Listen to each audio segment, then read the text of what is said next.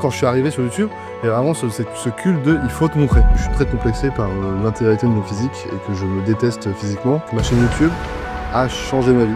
Il parle de toi. C'est incroyable. Et il y a vraiment 12 monteurs chez Squeezie, il y a 4 assistants, il y a un chef, enfin moi je suis tout seul, ok?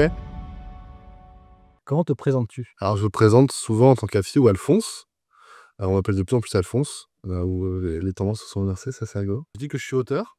Je suis auteur, j'écris des choses, je travaille sur plein de projets différents en écriture et je gagne ma vie de manière plus terre à terre, je gagne ma vie en tant que monteur vidéo pour différents clients en tant que freelance. Bon, et donc il y a aussi la casquette de réal et la casquette de créateur. Ouais. Puisque tu as ta chaîne Alfie sur laquelle jusqu'ici tu faisais des essais vidéo. Ouais. Et tu viens de sortir des nouveaux contenus. Alors vas-y, dis-nous un peu. Bah là-bas, je fais des essais vidéo. Donc, c'est pas des analyses, hein. On a souvent appelé ça des analyses. Et en fait, c'est plus des réflexions argumentées. Mais je trouve c'est très bien. Et en fait, maintenant, je me lance dans la série audio, en fait. C'est une série audio que je fais tout seul dans mon coin. C'est une espèce de livre audio. Donc, je lis une histoire et je la mets en son avec de la musique, des bruitages. C'est moi, c'est ma voix tout du long. À terme, j'aimerais inviter des comédiens et des comédiennes pour également prêter leur voix à ce que j'écris. Mais voilà, c'est moi dans mon studio qui met en scène un petit peu ces histoires-là, auditivement en tout cas. Et tu avais déjà une appétence pour l'audio de base ou tu t'es dit, Ouais. tiens, je me mets la contrainte de. En fait, l'histoire... Spoil pas trop pour que les gens aient envie d'aller voir. Non, moi j'adore, je suis fasciné par... J'adore le cinéma, j'adore aller au cinéma, mais je suis fasciné depuis toujours par... Je trouve qu'il y a un truc très poétique dans le fait d'être transporté avec un petit objet. Par exemple, je trouve les écouteurs à réduction de bruit, c'est incroyable. C'est-à-dire que moi, quand je vais au cinéma pour des bandes annonces, je mate un film ou une série, parce que vu que je vais 6 fois, surtout à l'époque, j'allais 6 fois au cinéma, donc j'en avais marre de voir même plus. 6 fois par jour au cinéma. Et donc en fait, je trouve ça fou d'être isolé dans un autre monde comme ça. Et il y a un côté, tu sais, comme un dessin où la lumière, ou un livre. Je trouve qu'un livre, c'est hyper poétique. Je trouve qu'un livre, c'est un bout de papier mort et tu es transporté. Et la musique, c'est pareil, etc. J'adore le cinéma, j'adore aller au cinéma, mais je trouve qu'il y a quelque chose de fou quand l'univers est amené à toi et c'est pas toi qui vas dans l'univers. Je trouve ça vraiment, vraiment incroyable. T'as testé le Vision Pro ou pas? Ouais, c'est incroyable. J'ai failli l'acheter. J'ai failli craquer. Et en fait, je commençais à m'ennuyer un peu avec les essais vidéo et j'avais envie de faire autre chose. Et pendant le premier confinement, donc ça commence à dater, j'ai cette idée de... J'ai toujours voulu être écrivain, j'ai toujours voulu écrire des histoires en prose, en littérature. Et je me suis dit, bah, j'aimerais bien faire des petites histoires. Et j'ai commencé à penser à un album composé de petites histoires, des courtes, des plus longues, enfin un truc comme ça. Et après, j'ai commencé à travailler là-dessus. Et peu de temps après, quand je travaillais là-dessus, est arrivé Inside de Bob Burnham, qui a changé le projet. Parce que je me suis dit, mais ce gars est un génie. Je vais faire en gros, le film Inside m'a fait part encore plus loin ne fais pas juste des histoires narratives, part encore plus loin. Et donc, je suis parti encore plus loin. Et donc, j'ai fait mon album, qui s'appelle Aparté, qui est une espèce d'expérience auditive chelou, qui à la base devait être des histoires. Les vestiges de ces histoires, c'est une piste qui s'appelle Lalisa, qui est une histoire de 8 minutes. Mais à la base, ça devait être que ça sur 15 pistes. J'ai beaucoup de problèmes dans ma vie. Du coup, je ne crée plus sur YouTube. Du coup, j'écris très peu, je fais très très peu de choses. Je travaille comme un malade mental. Je suis pas heureux. Et il y a toujours cette idée d'histoire audio. Et après, je finis par sortir de cet état de 2 ans et demi, 3 ans de malheur intense, avec une envie de créer à nouveau. Et sauf que moi, j'aime beaucoup, j'en parle souvent dans mes notes trombinoscopiques, mais j'aime beaucoup le cinéma, mais il y a une forme de collectivité que je trouve incroyable comme horrible. Parce que c'est lent, le développement est lent, convaincre des gens c'est lent, etc. Alors je trouve ça génial parce qu'en fait, dans le cinéma et quand tu travailles avec des gens, t'es pas limité par tes propres capacités. Donc moi, par exemple, je sais pas très bien jouer à la comédie, mais je peux écrire un rôle et prendre un très bon acteur ou une très bonne actrice et avoir ça. Donc j'aime bien ça. Mais je me suis dit, ok, quel concept je peux faire où vraiment je suis tout seul, où je maîtrise tout de A à Z. Et mes essais vidéo, c'était un peu ça à la base, parce que j'avais une chaîne de courts-métrages que je gérais seul. J'écrivais, je réalisais, je montais, je publiais, je faisais tout. Mais ce qu'on voyait devant la caméra, c'était des comédiens. Et j'étais en mode, j'aimerais bien un concept à moi, où c'est ma voix, c'est mon écriture. Il y a un peu la même mécanique. Et je me suis dit, mais en fait, là, tu vas bien, tu as un travail régulier, tu peux te permettre de prendre du temps là-dessus. Et j'ai fait une maquette de 5 minutes en me disant, il y a ce truc hybride, parce qu'en fait, quand j'expliquais aux gens ces nouvelles audios, etc., personne ne comprenait ce que je voulais faire. Et je dis, écoutez, je vais le faire, vous allez écouter et vous me direz ce que vous en pensez. Et les retours étaient assez unanimes, où les gens disaient « c'est original, mais moi je suis dedans ». Et c'était tout ce que je voulais entendre. Et donc je me suis dit, bah en fait, je peux faire des séries. Et moi, je me coltine depuis tout petit toutes mes idées, etc. Et il y a notamment une anthologie qui s'appelle Quelques petites morts, que j'avais en tête depuis très très longtemps. Et je me suis dit, bah, ça peut être cette anthologie-là. Et il y avait un peu tout à faire sur le fait, ok, ça va faire 4000 mots, parce que 4000 mots, c'est 20 minutes. Je veux pas que ça fasse plus de 25 minutes. Enfin, il y avait tout un truc comme ça. Et voilà, ça a donné lieu à Quelques petites morts, qui est ma première série audio. Mais donc, c'est un cheminement très long. C'est quand même des projets que tu avais écrits avant dans l'espoir d'en faire, des vélos, un film, Ouais, à voilà, la base, c'était des séries, ouais. série, mais du coup, tu recycles en audio. C'est ça, ouais. En fait, c'est parce que quand j'étais petit, j'étais fan de séries. Et j'étais, mais vraiment petit, j'avais 8 ans, quoi. Et j'étais fan de séries et j'ai commencé à créer des séries. Rapidement, j'ai réalisé que, bah, gamin, je n'avais pas les moyens de créer des séries. Donc, en fait, j'accumulais les idées. C'est juste qu'il y a eu un peu la vie d'adulte qui m'a fait dire: «Frérot, tu ne peux pas créer 26 séries dans ta vie. Ce n'est pas possible». Par exemple, moi, le drame de ma vie, c'est que Game of Thrones, tu prends Game of Thrones, tu prends un gros truc, c'est 6 saisons, je crois. Je crois que ça doit être 8 saisons. Bah, ça va faire 10 ans de la vie des créateurs. Colossal, en fait.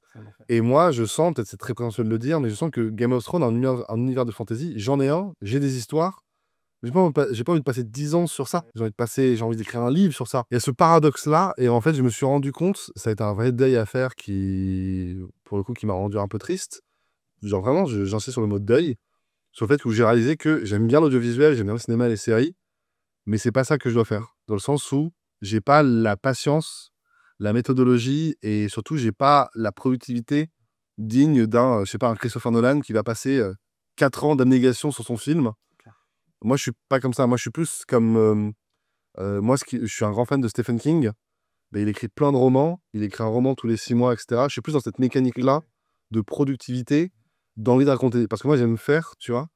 Et j'aime beaucoup le cinéma, donc j'ai envie de faire des films, tout ça, mais c'est pas du tout l'objectif de ma vie. Et moi, ce que je veux, c'est raconter toutes les histoires que j'ai envie de raconter. Donc, le livre et les séries audio, maintenant, c'est la façon la plus propice de faire ça. Et c'est là où YouTube est hyper satisfaisant. On peut aller vite. Alors après, tu as pas les mêmes moyens et donc tu Ouais. peux pas forcément faire exactement la même chose, mais trouver, des alternatives, s'adapter et donc transformer en audio, et bientôt, grâce à l'IA, peut-être Ouais. tu pourras quand même faire des vidéos, mais super rapidement, mais tu vois, basées sur tes anciens scripts. C'est un truc que YouTube a pu apporter sur le tapis, qui C'est est ça, ouais. incroyable, quoi. Il y a une espèce d'indépendance que j'aime bien, où je me dis, ok, je suis tout seul. Donc là, mes séries audio, c'est de la fiction, donc c'est vraiment ce que j'ai envie de faire. C'est moi qui écris, qui réalise, qui monte, qui donne ma voix. Je le fais à mon rythme, je publie quand je veux.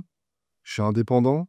Tu deviens un média à part C'est entière. trop bien, tu vois, et c'est trop trop cool. C'est marrant parce qu'il y a eu un petit battle de séries audio entre Antoine Daniel et Cyprien qui, à peu près en même temps, avaient sorti des séries audio. Je me suis dit à ce moment-là, je me dis, tiens, est-ce que ça va créer quelque chose? Et ça avait bien marché, mais moins bien que leur contenu habituel. Et je pense que c'est ce qui fait aussi qu'ils n'ont pas continué les deux un peu dans cette voie. Mais C'est un peu différent parce que je trouve qu'ils ont fait. Alors, t'as l'épopée temporelle de Cyprien et t'as Casania de Antoine Daniel. Antoine Daniel, je pense que j'ai pas voulu faire d'Antoine Daniel à trop me justifier sur mon changement de cap. Je trouve qu'Antoine Daniel, que j'adore, vraiment, je me rappelle, moi, j'ai grandi avec What the Cut, tu vois. Donc, je me rappelle le nombre de vidéos de justification qu'il faisait, de je vais pas bien, et j'ai envie de dire, sors ton truc, c'est pas très grave, on te soutient, etc. Code Vanilla, c'était vraiment particulier comme univers, et limite, je préfère Code Vanilla vu que ça s'inscrit plus dans la culture de la série audio, vraiment comme le donjon de Nalbuck, je sais jamais prononcer, mais je trouve que ça s'inscrivait vraiment là-dedans. L'épopée temporelle, j'ai l'impression que c'était plus une fiction, et je me demande s'il a pas fait parce qu'il a pas trouvé des financements pour. Et après, il a fait le dessin animé, tu vois. Donc je me demande, est-ce qu'il y a pas. C'est pas pallié pour. Je trouve que Casania, c'est vraiment de l'audio pour de l'audio.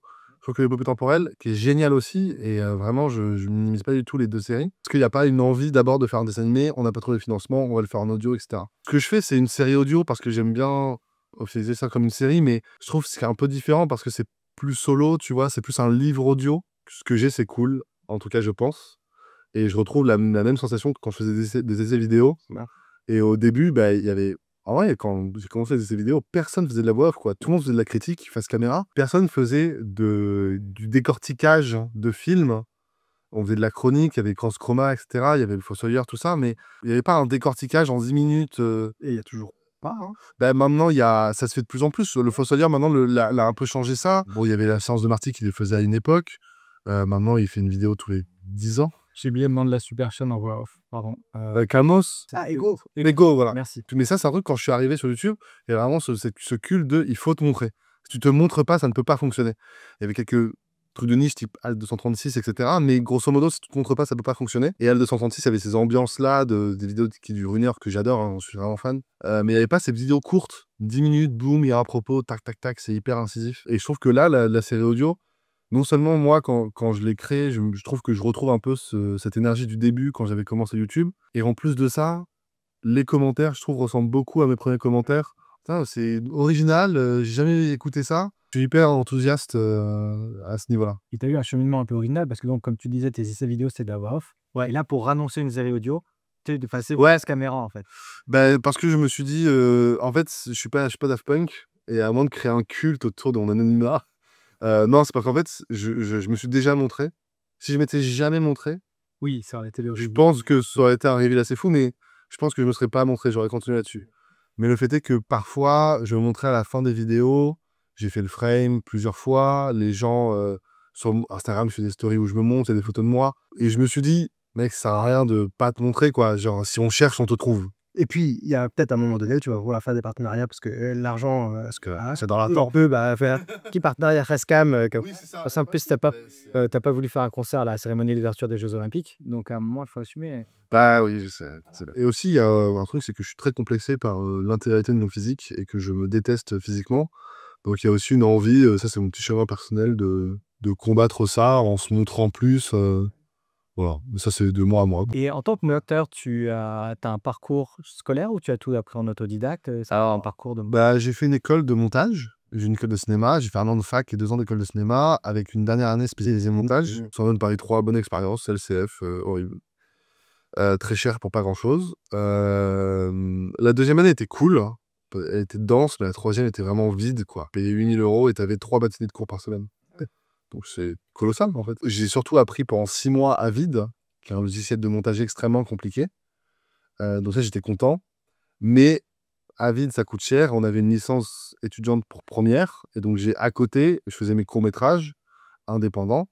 Et je bossais sur première. Donc j'ai vraiment appris première tout seul. J'ai tellement appris première seul que notre prof première qu'on a eu pendant 1 mois m'appelait pour dire: «Comment on fait ça, Alphonse?» Bah, c'est vraiment, t'es payé pour, quoi. Je pense que l'école m'a surtout appris le regard du montage, le sens du rythme, etc. Le logiciel, les boutons, je pense que j'ai beaucoup appris tout seul. Après, j'aime pas trop ce mot autodidacte parce qu'il y a Internet qui rentre en jeu. Je suis plus Internet didacte. Donc, comment tu as été amené à travailler avec des créateurs et des créatrices de contenu? Bah, j'ai fait ma chaîne YouTube. Donc j'ai commencé très tôt dans le web et j'ai fait ma chaîne YouTube qui a commencé à avoir un petit peu d'attention. La première personne qui lui a donné l'attention, c'est Bruce de Y Penser. Évidemment, j'avais, je crois, 4000 abonnés. Il avait parlé de moi dans les questions de Absol. Ouais. Et j'avais eu, je crois, 12 messages de potes. Il parle de toi! C'est incroyable! Et l'émotion était folle, quoi. Donc Bruce, que j'embrasse, que j'adore, mais qu'on salue. Donc oui, j'ai fait ça. J'ai eu un petit peu d'attention. Et en fait, j'ai commencé à traîner avec un ami qui s'appelle Paul, qui avait une agence, que je salue également, Paul. Et j'ai rencontré plein de jeunes vidéastes. C'est là où j'ai rencontré Lou Howard, etc. Et j'ai rencontré des vidéastes que j'ai pas envie de citer parce que parce que voilà, on n'est plus trop en bon terme maintenant. Mais il y a un vidéaste, en fait, j'ai commencé à bosser avec lui. Et après, ça fait un peu ricochet, où tu commences à... C'est lui qui m'a mis en contact avec Cyrus m'a mis en contact avec son agente m'a mis en contact avec Toupette, et ça grandit, et je pense avoir fait du bon travail, hein. Et du coup, ça a continué. J'ai un peu ralenti en janvier 2024 parce que j'étais vraiment fatigué. Mais de toute façon, moi, j'ai toujours dit, c'est que ma chaîne YouTube a changé ma vie. J'aurais pas tous mes amis si j'avais pas ma chaîne YouTube, quoi. Genre vraiment, j'aurais pas tous mes potes, j'aurais pas tous mes contacts professionnels, j'aurais pas tous ces projets. Si j'avais pas ma chaîne YouTube qui a vraiment révolutionner toute mon existence. Nous, on est confrontés, on voit souvent que le montage est peut-être la chose la plus difficile à déléguer pour un créateur et une créatrice, notamment les personnes qui ont fait ça toujours, tu vois, qui ont toujours fait tout seul. Est-ce que c'était facile pour eux de, entre guillemets, lâcher le bébé? Est-ce qu'ils avaient un peu le contrôle? Ouais. Ça avait été un peu le profil. Moi, il y avait pas trop de soucis. Il y avait pas trop de soucis. C'est assez bizarre parce que je trouve qu'il y a toujours un enjeu économique. C'est que tu es là pour faire gagner du temps, pas pour qu'ils puissent gagner plus d'argent à côté en faisant des partenariats, etc. Et toi, tu as juste à gagner du temps, quoi. Donc c'est vrai que je trouve la position est un peu étrange, mais j'ai jamais eu ce truc de vraiment allez, laisse-moi, ouais, de devoir convaincre, laisse-moi, etc. Parce qu'en plus, j'ai bossé avec beaucoup de talents d'une agence. Elle disait tout le temps à ses talents, lâcher le montage. C'est le premier truc qu'il faut lâcher. Moi, je suis pas aussi drastique que ça.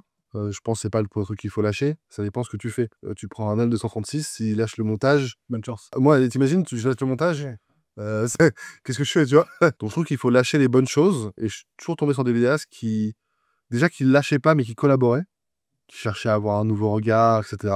Mais c'est ce que j'allais dire, parce que tu disais que quand tu prends un monteur, c'est pour gagner plus de temps. Au début, ouais, et après, D'accord. t'apportes une plus-value. Au début, en tout cas, la prémisse le point de départ, souvent pour eux, c'est je vais gagner du temps.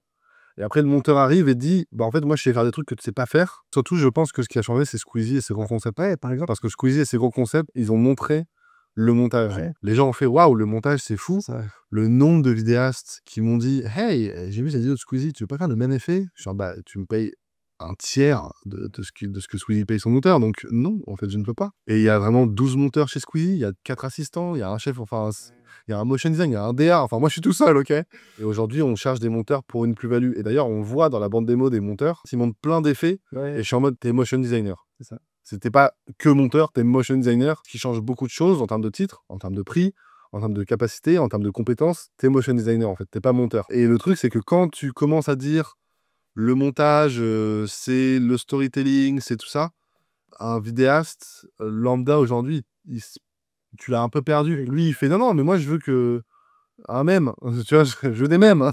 Bah oui, mais c'est pas aussi simple que ça, en fait. On est sur la surenchère des effets. On veut des effets toujours plus gros, toujours plus forts, toujours plus drôles, toujours plus gaguesques. Et moi, je pense que je suis pas très compétent là-dedans. Et donc, du coup, je pense que je m'éloigne un peu de ce truc-là pour faire des choses plus sobres.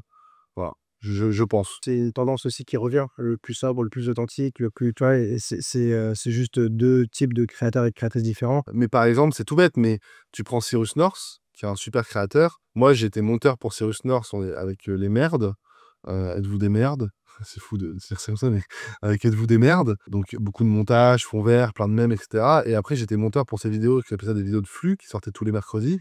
C'était la quintessence de la sobriété. C'était vraiment, tu avais une animation, c'était un template Mr. Horse pour les connaisseurs. Et c'était la sobriété. Moi, je montais ça, je crois, en une demi-heure. Et après, maintenant, quand tu vois son contenu, c'est beaucoup plus travaillé, c'est beaucoup plus chiadé, il y a plus d'effets.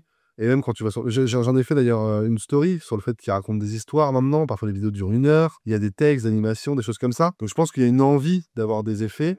Il y a une envie de collaborer. Il y a une envie de grandir. Et je pense que ça va arriver à saturation.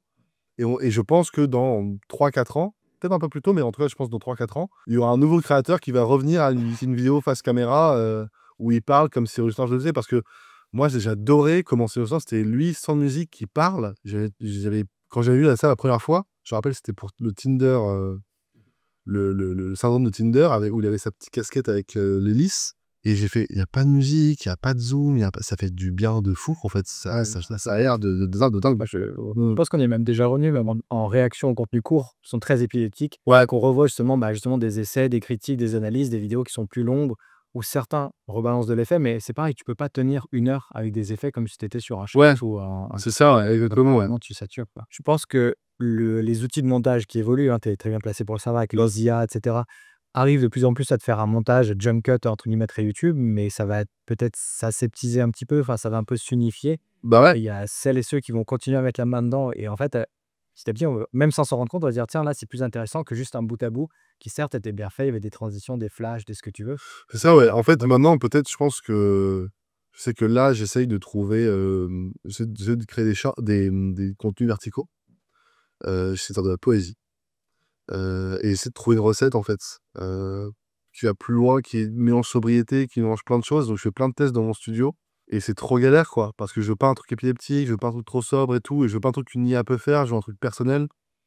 Mais c'est vrai que je pense que l'IA va vraiment y avoir... Ça commence déjà, ce truc de... il faut maintenant prévenir quand il y a une IA qui est présente dans ce que tu fais. Toutes ces choses-là. Mais c'est vrai que je pense qu'à terme, les montages où tu sais que c'est fait par une IA, t'es genre, bah ok, c'est pas impressionnant. Alors que le plan séquence du mec qui a appris pendant 1 minute son texte, il te déballe, etc., va y avoir une qualité humaine là-dedans qu'on va valoriser. Je trouve il y a aussi ça avec le cinéma, où maintenant tu as la phrase exclusivement au cinéma. Une phrase qu'on n'avait pas il y a, je crois, 10 ans, tu vois. Même pas, il y a 5 ans. Il y a 5 ans, on n'avait pas exclusivement au cinéma. Donc je pense qu'il y a ce truc de, ok, d'accord, c'est un truc que tu vas voir. Il y a il y a cette différence entre les deux. Et je pense qu'en effet, quand tu vois des IA qui font des montages, tu es genre, bah, OK, bah, en fait, c'est pas que mon travail va disparaître, c'est plus que mon travail va être métamorphosé et d'autres parties de mon travail vont être valorisées. Tu vois, moi, j'aime beaucoup l'exemple et tu sais, j'avais donné un cours où je montrais ta vidéo en exemple sur le Fleabag. Ouais. Donc, série à la base anglaise avec un remake français. Donc, tu avais comparé un gag qui était le même van dans les deux. Donc, on reprend la même scène, c'est presque les mêmes plans, mais il y a une petite différence de montage qui se joue, mais je crois que c'est allez, 1 ou 2 secondes d'écart, etc. Et tu montrais très bien comment, en fait, la même. L'un marche et l'autre, vraiment Et même pas si du tu tout. prends les rushs originaux et changer le montage comme ils l'ont fait dans la version française, bah, d'un coup, ça marche plus dans le bon sens. Ça peut avoir notamment dès que tu touches à l'humour. Ouais, C'est très, très dur d'avoir ces 2 secondes ou ce petit silence ou ce petit décalage. j'ai eu la chance d'être d'être enfant montage sur une série comique qui va sortir, je crois, en janvier, je crois, enfin, très bientôt là. Et en gros, j'étais avec 2 monteurs, qui étaient 2 chefs monteurs, qui étaient habitués à monter du comique. Il m'a dit, ouais, en fait, là, tu vois, elle cligne des yeux au moment de la coupe. Ouais, gars, c'est fou ce que tu vois. C'est fou. Ouais, là, en fait, tu peux pas couper la phrase du gag, il faut que le gag finisse dans le plan parce que j'étais, ouais, mais c'est une science occulte, en fait. Et c'est hyper précis. Et donc, j'ai appris tellement de choses. Et donc, en effet, il y a ce genre de réflexion, je pense, c'est des trucs assez humains. Et je pense qu'on n'y est pas encore. Encore une fois, peut-être qu'on va y aller, peut-être qu'on s'y dirige. Mais je pense que ce travail-là va être valorisé au niveau du timing, etc. Est-ce que toi, tu crois encore à la fiction sur le web? Moi, je pense qu'avec rien, on fait pas grand-chose. Mais avec pas grand-chose, on peut presque tout faire. C'est vraiment ma philosophie de la vie. Fin du podcast. Moi, j'ai connu YouTube quand même où c'était faut pas que la vidéo elle fasse plus de 10 minutes, sinon. Et maintenant, t'as Mac Carito qui font des vidéos de 56 minutes. Maintenant, c'est l'inverse. Faut pas que la vidéo fasse moins. C'est ça, ouais. Faut que les gens, en fait, ils veuillent la regarder sur la télévision parce que là, ils peuvent pas zapper les pubs, ils ont pas AdBlock. C'est limite ça la logique en fait. Pour après, ils ont envie de payer YouTube Premium, etc. Bref. Ça, c'est un truc économique. C'est une nouvelle habitude, c'est-à-dire que de poser dans un canapé sur un gros écran avec un plateau, etc. Je passe du temps sur YouTube. Après, tu restes, après, tu vois autre chose. Le nombre de personnes, moi, c'était inconcevable il y a 3 ans. Le nombre de personnes qui regardent YouTube comme tu regardais la télévision ou même Netflix ou une série en mode ah ben on va manger, qu'est-ce qu'il y a sur YouTube? La phrase, moi, je crois, il y a 5 ans, tu disais pas ça. YouTube est sur la Switch. Il y a un moment, voilà quoi. Moi, je pense qu'il y a de la place pour tout le monde. Il y a de la place pour tous les contenus. Cette photo de cette table, elle est un peu petite, quoi. Il y a pas Si, mec, faut y croire. Je pense vraiment qu'il y a de la place pour la fiction, etc. C'est compliqué. C'est compliqué. La fiction a toujours été compliquée à produire, en fait. Et je pense qu'en fait, la fiction sur YouTube est compliquée à produire parce que la fiction audiovisuelle est compliquée à produire de nature. Tu prends mes séries audio, c'est de la fiction, c'est pas compliqué à produire. Ça se trouve, ça va pas fonctionner, ça se trouve, ça va fonctionner, j'en sais rien du tout, je sais pas de quoi l'avenir sera fait. Mais je pense qu'il y a une place pour vraiment tout. Voilà. Et je suis très optimiste là-dessus. Question rafale. Qui est ton créateur ou ta créatrice préférée? Moi, alors ça se joue entre Tony Zhu de Every Frame Painting et Katen Christian, qui fait ces vidéos aussi géniaux, esthétiquement incroyables. Est-ce que tu as une chaîne ou un compte pas trop connu, coup de cœur à faire découvrir? Evan Mosma, c'est un gars qui construit des choses. C'est un mélange de un gamin Gen Z avec un vieux analogique, tu vois. Et chez lui, tout est en bois. Il y a du bois tout le temps. Et genre vraiment, il fait, moi, je pense que tout doit être fixé. Donc en gros, ses enceintes, elles sont fixées au bureau. Enfin, et il construit son studio et il crée des choses et il répare tout. Il y a un côté un peu Casey Neistat là-dedans, très manuel. Hein. Et c'est vraiment cool. Enfin, c'est mon dernier coup de cœur. Égalité oblige, est-ce que tu as une chaîne d'une créatrice? Ouais, j'ai travaillé pour Sabine, que j'aime énormément. Je trouve son contenu très cool. C'est des enquêtes. Elle a parlé du cortisol. Elle a parlé de l'attraction. Oh, c'est vraiment très, très intéressant. Ça ressemblerait à quoi le projet de tes rêves? Le projet de mes rêves, c'est un long métrage qui va coûter 50 millions d'euros environ. Et c'est un long métrage, c'est un buddy cop movie au XVIIe siècle sur fond de musique funk. C'est quoi ton meilleur souvenir en tant que créateur? C'est l'avant-première au Frame Festival de Pensée Futile, qui était un moment incroyable. J'ai vraiment envie de remettre le couvert très vite avec une nouvelle fiction un peu longue comme ça. Notamment un gars qui est venu me voir et qui m'a dit t'as mis les mots sur un truc que je ressens depuis 10 ans. Et ça m'a vraiment fait quelque chose. Et du coup, ton pire souvenir? J'avais été invité à une conférence dans une ville que je ne citerai pas. Et il y avait 2 personnes, c'était trop mal organisé. J'avais été horrible. C'était au début, donc on commençait à m'appeler. Les gens se disaient ah putain, je vais appeler. Et moi, je savais pas trop encore comment gérer ça. Horrible. La collab de tes rêves? Léa Rowe, continue de collaborer avec elle. On a déjà collaboré ensemble une fois et j'adorerais. Je rêve de recollaborer avec elle. C'était sur Le jeu de la chaussette, ouais. Qui est un pilote d'une série qu'on a créé ensemble. La description va la être telle. description va être énorme, va être colossale. Mais voilà, j'aime tellement cette femme et j'adore ce qu'elle fait, son travail de réalisatrice, son regard et tout. Et ben merci. Avec plaisir. Merci beaucoup pour l'invitation. Et puis surtout, n'oublie pas, crée, publie, recommence.